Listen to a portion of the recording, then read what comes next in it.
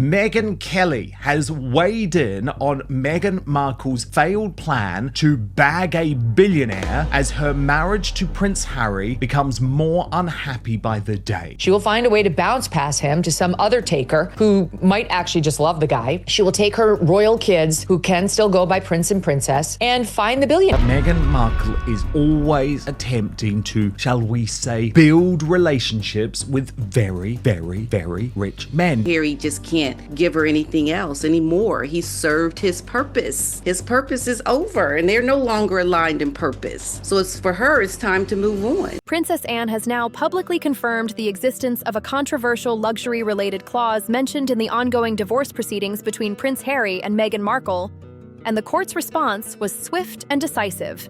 If he's there, that she's still married. I mean, this woman's going to keep trying to get elevated with the next man because that's what she wants. Because, Harry at this point doesn't even have enough money for her. And so she needs to find the man that's going to really give her what she wants financially. At exactly 9:30 a.m. Greenwich Mean Time, the California court reportedly dismissed the clause as legally unenforceable, calling it incompatible with standard family law principles. Royal family, you should be so thankful this woman wanted to leave because she's not going to bring any good to the branding of royal. She's going to downgrade it to a level of ghetto, and that's what it is. This is just bad. Earlier today, the Royal Communications Office released a firm and carefully worded statement on behalf of Princess Anne, marking the monarchy's first official reaction to the now public separation. The tone was precise, controlled, and unmistakably intentional. According to the statement, the clause, internally described as a sovereign lifestyle accommodation provision, was part of a private marital agreement allegedly signed in early 2020, shortly before the couple stepped back from royal duties. The clause outlined a series of lifestyle expectations during the marriage, including access to elite travel options, high-security residences, and luxury accommodations that mirrored diplomatic-level standards. However, the palace made one thing very clear. None of these expectations were ever approved, guaranteed, or endorsed by the royal household.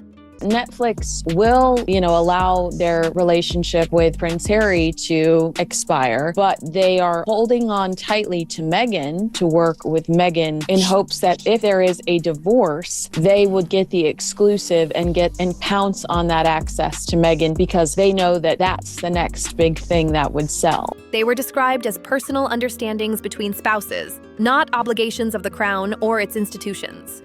These claims later appeared in Meghan's filing with a California court, where they were reportedly cited as unmet expectations contributing to the breakdown of the marriage. Legal analysts were stunned when the court rejected the argument outright during a closed session in late January 2026, stating that private marriages cannot impose conditions resembling state or diplomatic privileges. In its reasoning, the court allegedly described the clause as unrealistic and misaligned with public policy, emphasizing that civil law does not recognize lifestyle guarantees tied to symbolic status or prestige. The filing was characterized as unusual and legally unsupported. Speaking in her formal capacity, Princess Anne addressed the ruling directly, stating that the royal family does not accept the framing of private marital preferences as institutional commitments.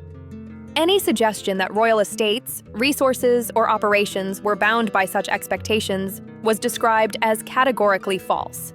A new poll reveals that the declining arc of Harry's popularity has accelerated into a high-speed plummet. She also addressed concerns surrounding the public handling of family matters, emphasizing that children should never be positioned as symbols, leverage, or extensions of personal branding. While no names were directly stated, the remarks appeared to reference the highly sensitive custody discussions involving the couple's children, Archie and Lilibet. It is not enough to bestow a title or surname, she noted, if stability, privacy, and ethical responsibility are not consistently upheld. That single line sent shockwaves through royal watchers. This statement arrived amid growing media attention following a widely circulated podcast episode released on January 31st, featuring Canadian psychologist Jordan Peterson. In the episode, Peterson offered a critical analysis of Meghan's post-royal public identity, framing it as contradictory to earlier professional associations and ambitions. The podcast, which rapidly gained millions of streams, discussed historical networking circles within global luxury spaces during the early 2000s. While various claims were explored, the palace declined to address specific allegations, instead reiterating that no such activities involved the royal family or any sanctioned state function. Princess Anne's statement reinforced a strict separation between crown finances and the private financial decisions of individuals who have formally exited royal service. Royal funding, she emphasized, derives from regulated grants, estate revenues, and heritage operations, not private ventures or personal travel choices. Have you ever seen that video? No. Pull that video up, because it's one of my favorite. Trick that people do with pineapple, instead of just cutting it to make the perfect little bite, you follow the wedge. When nature has given you all the cues on how to have a perfect taste of something. Oh, how fun is that? I love it. The statement concluded by reaffirming the monarchy's ongoing commitment to long-standing financial restraint and transparency principles, originally outlined under Queen Elizabeth II and further developed under King Charles III. Internally, these standards now operate under what officials describe as a renewed sovereign compact. The initiative aims to reduce taxpayer dependence by 40% over the next decade, as international headlines continue to speculate about Prince Harry's future. Princess Anne closed her statement with a calm but unmistakable warning. "The royal family," she said, "will not be used as a stage for personal theatrics, nor will private history be projected onto the symbolic body of the crown. Those who step away," she emphasized, "must not pull old shadows back into public view." Her words landed as media attention intensified around her February statement, and the spotlight quickly shifted toward renewed discussion of a recent podcast released on January 31st, 2026. In the episode, titled The Mirage of Virtue, psychologist Jordan Peterson explored claims about Meghan Markle's pre-royal social trajectory. During the hour-long discussion, he stated that his commentary was based on what he described as a loosely verified collection of open-source materials, personal accounts, and online research assembled by independent observers over time. Because these billionaires can sense one thing. When you're not looking for a partner, you're looking for a solution. And that's obviously the lane that Meghan Markle's in now. She doesn't make really her own money. This whole Netflix thing is just a ruse. We all know this is made up just to give her something to do. Her miraculous renewal for her second season, which was already shot in full by the time the first season was done, meaning they just made some extra episodes and decided to roll out a fake second season as a PR plan, hasn't fooled anybody. A central focus of the episode involved a luxury yacht known as the Golden Mirage, reportedly docked near Dubai during the early 2000s. Peterson described it as a setting for invitation-only gatherings attended by business leaders, creatives, and international elites, framed around networking, philanthropy, and cultural exchange. Peterson suggested that Meghan's presence in such environments reflected early professional networking rather than chance encounters. He characterized her role as socially adept and strategically positioned, presenting herself as a connector between entertainment, media, and international investment circles under the umbrella of charitable or cultural events. Importantly, he stated that none of the activities discussed were alleged to be illegal. Instead, his critique focused on what he framed as a contradiction between those early associations and Meghan's later public narrative. In his words, the tension lies in symbolism rather than legality. He argued that public storytelling becomes controversial when personal ambition and later messaging appear misaligned. "It's not the history itself," he said, "but how selectively it is remembered." His commentary framed this as a psychological and cultural observation, not a legal accusation. She's already gotten the benefit of her bargain with Harry because she got the title. That's what she wanted. She wanted to be world famous. She wanted the title. You remember when Harry was single, he was the elephant. He was the one, the most eligible bachelor on earth. You could be a royal, you could become world famous overnight. You could live in a castle. You could have access to the crown jewels. You would be a princess. My God, yes, he could have had his pick. The palace, facing a surge of media inquiries, declined to engage with the specifics of the podcast. Instead, officials referred back to Princess Anne's earlier statement, reiterating that no royal staff, missions, or representatives were connected to any events discussed in relation to Dubai. The Royal Communications Office further clarified that no official UK delegation was present in the region during the timeframes mentioned, and no royal resources or state functions were involved in any such gatherings. Despite this, online speculation has continued to circulate. Various unverified images and claims have appeared on forums and social platforms, often removed or reposted without context. Palace officials stressed that such material does not establish institutional involvement and should not be conflated with royal activity. As scrutiny grows, the monarchy's position remains consistent, a clear boundary between the crown and the private lives of those who have stepped away from official royal roles. More striking than any circulating images is the timeline that followed in 2011, just months after the alleged Dubai appearances. Meghan ruined Harry. Now that the once carefree, fun-loving prince has turned into a miserable moaner, lashing out from the depths of his paranoia at a world he thinks is conspiring against him. During that period, Meghan Markle's public profile rose rapidly. She secured her breakout role on Suits, appeared regularly on red carpets, and gave a series of soft-focus interviews presenting herself as approachable, ambitious, and grounded. According to Jordan Peterson, that public-facing story may have been carefully curated. In his analysis, he suggested the narrative emphasized relatability while quietly moving past earlier professional networking phases that no longer fit with later branding. He framed this as a question of image construction, not a claim of wrongdoing. Peterson also referenced individuals within elite social circles at the time, including Marcus Anderson, a longtime executive connected to Soho House. Anderson was described as well-connected within invitation-only spaces where social access and professional opportunity often overlap. Anderson has not publicly responded to these mentions, and no formal allegations have been made. More cautiously, the discussion touched on broader patterns of global luxury networking that have appeared in unrelated financial cases. Peterson emphasized that no direct links were being alleged, noting only that the environments described echoed familiar elite social settings seen elsewhere. He stressed the difference between observation and accusation. This woman is being paid millions of dollars to show how to cut into a pineapple. Oh my God. Who the hell is sated by one tiny little bite of pineapple? Are you taking cooking advice from Meghan Markle in the kitchen? No, I wouldn't take any of the advice on her show. In an unusual move, the palace issued a brief clarification on February 1st, stating that no member of the Windsor family has past or present financial, diplomatic, or personal ties to any individuals referenced beyond standard social courtesy. While limited, the note signaled a desire to draw firm institutional boundaries. Meanwhile, Oprah Winfrey, who interviewed the Sussexes in 2021, declined to comment on the podcast discussion. That silence has fueled debate among commentators, some of whom argue that earlier media portrayals may have lacked broader context. Critics claim that if elements of Peterson's timeline are accurate, it complicates the simplicity of Meghan's later public narrative. Supporters counter that ambition, networking, and reinvention are common in entertainment careers. The disagreement now centers on symbolism, not legality. Amid this debate, the royal family moved quickly to reinforce fiscal and institutional separation.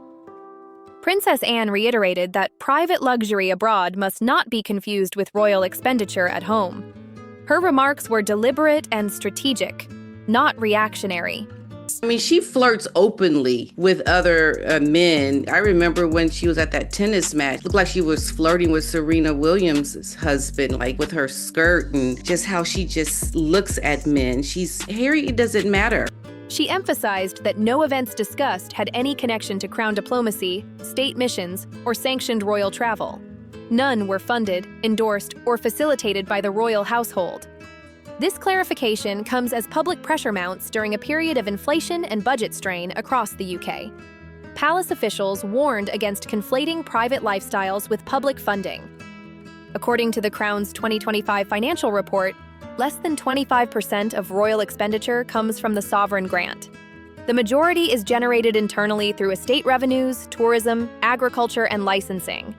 These principles trace back to reforms introduced by Queen Elizabeth II in 1994 and expanded under King Charles III, forming what officials now describe as a doctrine of monarchical austerity.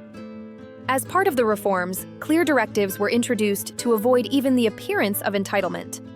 Official foreign travel tied to diplomacy is now co-funded by host nations, unused royal residences are leased or open to the public, and individuals not engaged in active royal duty are excluded from discretionary security funding.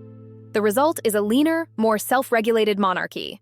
This shift means the institution must now protect itself not only from financial risk, but from reputational optics. Public displays of extreme luxury, even when undertaken privately, risk blurring that line. That concern explains why the palace firmly rejected lifestyle-based divorce arguments while reframing them as a broader lesson about institutional boundaries. To be honest, we know Harry is not the smartest tool in the shed. He's just like, yeah, of course I'm meeting up with X because we need to talk business, we need money, we've got this lifestyle, we need these private jets, etc., etc., etc. The message was unmistakable. The crown cannot be held responsible for the personal aspirations of those who have stepped away from its structure. By drawing that line, Princess Anne signaled a deeper reset, a return to discipline over display in a world dominated by celebrity excess. As legal filings and media commentary spread internationally, the focus shifted toward what Anne described as the most serious issue arising from the split between Prince Harry and Meghan Markle, the well-being of their children. In a private briefing, Anne moved away from legal language and spoke in direct human terms. Marriage disputes, she said, are private, but instability in childhood is not. The palace's concern is consistency, education, and emotional security, not luxury travel or elite residences. Sources indicated that internal reviews were requested to assess how often Archie Mountbatten-Windsor and Lilibet Mountbatten-Windsor have relocated, how schooling arrangements have shifted, and whether public commitments have disrupted daily routines. While no figures were released, officials suggested the pattern raised concern. The criticism was unusually direct. Anne reportedly argued that repeated travel, relocations, and high-profile legal battles risk creating instability no child should face.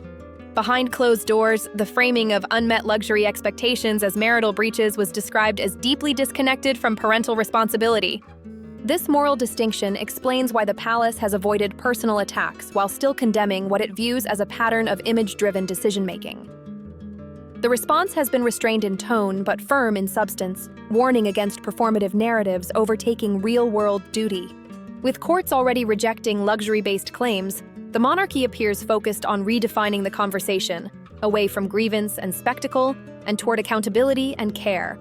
Meghan is living a life that she's winning and she's doing all these great things, but the reality is not that. The reality is she's a joke. It's embarrassing at this point. It's like, oh my gosh, for real, Meghan, you did that? You're gonna keep doing this? I mean, wow. Attention has now shifted to whether either parent appears focused on the children rather than strategic leverage. An aide to Princess Anne confirmed that she has instructed legal advisors to quietly prepare contingency frameworks in case custody arrangements become unstable or prolonged litigation begins to expose the children to commercial pressure. While the palace insists it has no intention of intervening directly in U.S. court proceedings, consultations have reportedly begun with child welfare specialists in Britain. These discussions include potential future scenarios, such as education options in the UK, should Prince Harry seek to return independently. That possibility has opened a new fault line. In a January 31st broadcast, Jordan Peterson publicly questioned whether the institution could reintegrate Harry without also endorsing the narrative that surrounded his departure. He framed it as a symbolic and psychological dilemma, rather than a legal one. Princess Anne has declined to address that question directly. Instead, she confirmed that a formal press conference will be held later this week, where she will outline the monarchy's position on Harry's constitutional standing, financial independence, and the conditions under which future proximity to royal life might be considered. What Anne has already made clear is that the children will be central to any decision-making. In a quiet but pointed remark at the close of her briefing, she said the monarchy has endured scandal before, but cannot excuse the erosion of childhood stability in pursuit of adult agendas. That line has since been echoed by commentators across Britain's political spectrum. Some have called it the strongest moral rebuke ever delivered by a senior royal since Harry's departure, while others interpret it as a clear warning of institutional hardening. For now, the palace is holding its fire, but the shift is unmistakable. The Sussex situation is no longer being framed as a celebrity divorce.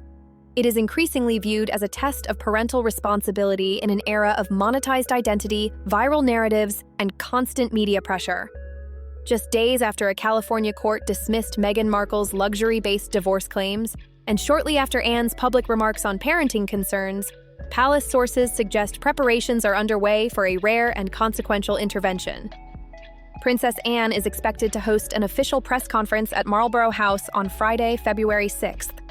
Speaking of the reality show, the cooking show, I saw the same story. She's already tired of selling the jams and jellies. She's like, well, we might restock in 2026. I think there's no demand. I also think she's lazy. I don't think she wants to work. They don't want to work. They want to twerk and sit around and film videos. So I think she should actually run for office because Meghan Markle, you're lazy. The event is anticipated to address 3 critical issues: Harry's status within the institution, implications for Archie Mountbatten-Windsor and Lilibet Mountbatten-Windsor, and a firm warning to media platforms that continue to blur the line between the Crown and the private actions of estranged members. Insiders describe Anne's approach as firm, controlled, and unmistakably decisive. Over the past week, Princess Anne has quietly prepared the groundwork for her upcoming announcement through a series of tightly controlled strategic briefings. These discussions reportedly included senior constitutional figures, palace officials, and legal advisors tasked with protecting the Crown's interests in cross-border family and reputational matters. At the center of those talks sits one unavoidable question. If Prince Harry were to seek a return without Meghan Markle, under what terms, if any, could the institution accept him? Once unthinkable, the issue is now openly debated as circumstances surrounding the Sussexes continue to evolve. Now they're saying they're not even sure if she's going to make more jam. That thing's already dwindling on the vine. Everything she touches turns to shit. And I think every sort of creative person behind her or deep pocket behind her knows it's an extraordinary risk. She's too toxic to touch. Palace sources stress that Harry has made no formal request to rejoin royal life. However, the breakdown of his marriage, combined with financial pressures and renewed media attention around past associations, has noticeably shifted the internal tone for the first time since the 2020 departure. Senior advisors are now weighing the possibility of limited reintegration, but only under strict conditions. Draft outlines of Anne's forthcoming address suggest that any return to royal service would require full legal and financial separation from all Sussex-branded ventures, including media deals, production entities, and shared trust structures tied to commercial branding. Additionally, a formal letter of intent would be required, affirming personal accountability and committing to revised internal rules governing representation and media conduct. Access to royal residences, funding, or ceremonial roles would not be automatic, but subject to review and reassessment by senior members of the family. Anne is also expected to address recent media speculation sparked by commentary from Jordan Peterson. While she is unlikely to validate or dispute specific claims, her position will be clear.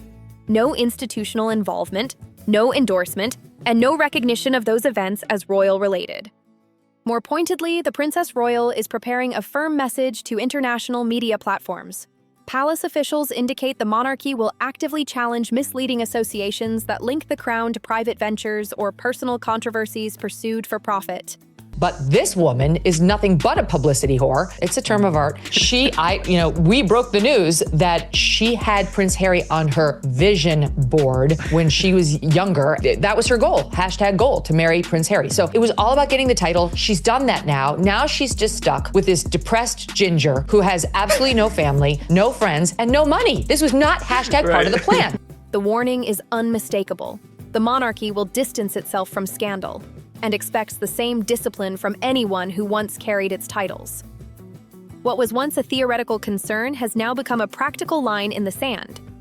The Royal Legal Office has reportedly logged more than 100 instances over the past year where crown-related branding appeared in promotional materials without authorization. These included books, streaming content, and speaking tours where Prince Harry and Meghan Markle were advertised using titles no longer tied to active royal duty. Facing pressure from both Parliament and the public, the palace appears ready to draw an unambiguous boundary. Individuals who have formally exited the royal system, insiders say, cannot selectively reattach themselves to royal symbolism for personal branding or commercial leverage. Princess Anne is expected to make clear that ambiguity will no longer be tolerated. According to palace briefings, Anne has introduced a phrase now circulating internally: symbolic closure. The term refers not only to duties or titles, but to narrative separation itself. that Meghan Markle really did expect Harry to be a billionaire when she met him. She was incredibly disappointed to find out he's only worth a couple million, and she's gonna have to actually work and hawk these jams and jellies and dog biscuits to have the lifestyle that she wants. The Crown's aim is to end the long-standing half-in, half-out gray zone that has followed the Sussexes since 2020. Under this approach, there would be no royal references in memoirs, no implied endorsements in podcast biographies, and no suggestion that private ventures reflect institutional approval. The message is simple: royal identity cannot be selectively activated when convenient. Meanwhile, Meghan has remained publicly silent following the court's rejection of claims tied to lifestyle expectations within the marriage. Her legal team has declined comment, though media speculation continues about a possible future interview with an American network sympathetic to earlier narratives. Inside Clarence House, officials describe the mood as firm but measured. The objective, they say, is not punishment, but protection of institutional values, historical continuity, and most importantly, the well-being of the children. As the most volatile royal week in years nears its conclusion, Princess Anne is preparing what insiders describe as a definitive closing statement. Not just on divorce, reintegration, or media disputes, but on a broader cultural challenge the monarchy now feels compelled to address directly. The palace is expected to articulate a new doctrine, moral clarity over media ambiguity. This includes a warning against repackaging institutional strain or personal grievance for commercial consumption, a concern extending beyond any single figure to a wider digital ecosystem of commentary and influence. While she has avoided repeating language used by commentators such as Jordan Peterson, officials privately acknowledge that the broader critique exposed a real vulnerability in the modern narrative age. The closing line Anne is expected to deliver is concise and unmistakable. A royal name is not a mask for profit, nor a stage for spectacle.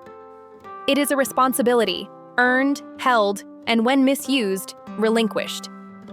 Many see that line as a symbolic endpoint to the Sussex chapter, and a signal of a harder, clearer future boundary for the crown. This moment marks the end of an era where silence was used as protection. The palace is no longer hiding behind protocol. It is speaking with intent. And the issue is no longer image, it is legacy. The crown now frames its role as generational, rooted in restraint, accountability, public duty, and truth. Whether Meghan Markle ever responds to questions about the Golden Mirage, or addresses commentary from Jordan Peterson or Princess Anne, no longer matters. With these statements, the palace has drawn a clean line. The age of ambiguity is over. The House of Windsor has separated institution from individual, duty from performance. And in doing so, February 2026 will be remembered not as the end of a marriage, but as the moment the crown chose integrity over spectacle, and spoke not in outrage, but in order. Subscribe for updates because this story isn't fading out. It's entering its most revealing chapter yet.